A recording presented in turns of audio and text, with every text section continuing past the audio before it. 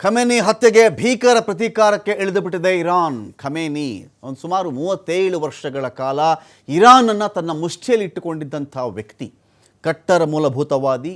ಇರಾನ್ನಲ್ಲಿ ಕಟ್ಟರ ಮೂಲಭೂತವಾದ ಆಚರಣೆ ಆಗಬೇಕು, ಅನುಸರಿಸಬೇಕು, ನಾನು ಹೇಳಿದ್ದೇ ನ್ಯಾಯನೀತಿ ಆಗಬೇಕು ಅಂತ ಹೇಳಿ ಇಡೀ ಇರಾನನ್ನು ಮುಷ್ಟಿಯಲ್ಲಿ ಇಟ್ಟುಕೊಂಡಿದ್ದಂಥ ವ್ಯಕ್ತಿ. ಆ ಒಂದು ವ್ಯಕ್ತಿಯ ಕಥೆ ಮುಗದೆ ಹೋಗಿದೆ. ಆ ವ್ಯಕ್ತಿಯ ಆಳ್ವಿಕೆಯನ್ನೇ ಶಿರಶ್ಛೇದನ ಮಾಡುವಂತೆ ಒಂದು ಕಡೆ ಇಸ್ರೇಲ್ ಮತ್ತು ಇನ್ನೊಂದು ಕಡೆ ಅಮೆರಿಕ ಸೇರಿಕೊಂಡು ಶಿರಶ್ಛೇದನ ಮಾಡಿ ಹಾಕಿದ್ದಾರೆ. ಅಮೆರಿಕದ CIA ಒಂದು ಇನ್ಫಾರ್ಮೇಷನನ್ನು ಕೊಡುತ್ತೆ, ಇಂಥ ಕಟ್ಟಡದಲ್ಲಿ ಖಮೇನಿ ಇದ್ದಾರೆ.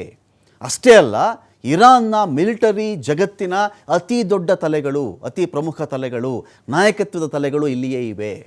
ಈ ಮಾಹಿತಿ ಥ್ರೂ CIA ಮೊಸಾದ್ಗೆ ಅಥವಾ ಇಸ್ರೇಲ್ಗೆ ಬರ್ತಿದ್ದಂತೆಯೇ ಒಂದು ಕ್ಷಿಪಣಿ ಲಾಂಚ್ ಆಗ್ತವೆ. ಒಂದಲ್ಲ, ಅನೇಕ ಕ್ಷಿಪಣಿಗಳನ್ನು ಲಾಂಚ್ ಮಾಡ್ತಾರೆ.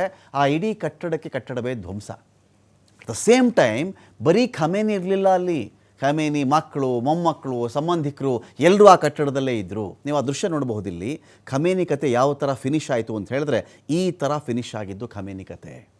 ಬಹುಶಃ ಈ ಕಾಲಘಟ್ಟದಲ್ಲಿ ಎಸ್ಪೆಷಲಿ ಮಧ್ಯಪ್ರಾಚ್ಯದಲ್ಲಿರ್ತಕ್ಕಂಥ ಯಾವುದೇ ನಾಯಕ, ಯುದ್ಧ ಪೀಡಿತ ಪ್ರದೇಶಗಳ ಒಬ್ಬ ನಾಯಕ, ಅಥವಾ ಯುದ್ಧ ಯಾವ ಕ್ಷಣದಲ್ಲಿ ಬೇಕಾದರೂ